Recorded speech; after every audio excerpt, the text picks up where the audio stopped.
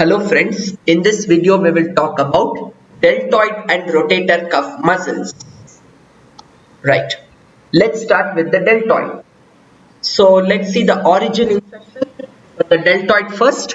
So deltoid has three origins. So three origins. We have the spinal head, acromial head and the clavicular head. Three heads are there. Okay. So spinal head, that is from the inferior spine of scapula. Okay. Acromial head from the acromial process. Clavicular head from the lower part of the lateral side of the clavicle. Insertion for all the heads is common, that is into the deltoid tuberosity of the humerus. Okay. This is supplied by the axillary nerve C5, C6. It does circumduction, flexion, extension, abduction, adduction. That together is called circumduction. Okay. You can also write circumduction as a function of the deltoid. There is no issue. Okay. That is also correct.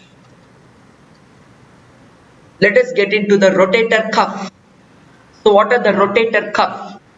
Please remember it as sits. Remember, humerus sits on the glenoid cavity. What is that sits?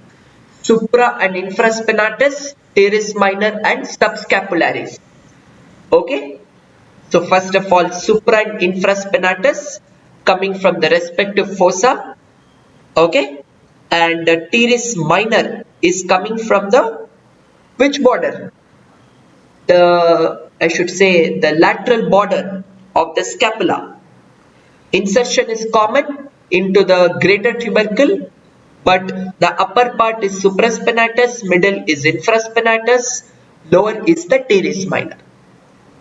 Nerve supply for supra and infraspinatus is same, that is suprascapular nerves. Okay. For teres minor, what is the nerve supply of deltoid? The same nerve supply here also. Okay. So remember that supraspinatus does abduction of the arm. Infraspinatus and teres minor will do the same movement, that is lateral rotation. Okay. Let us see with subscapularis. Okay. This is continuation of it, subscapularis. Now, so this is coming from the fossa of the same name, the subscapular fossa. Insertion into the lesser tubercle. This is supplied by the nerves of the same name.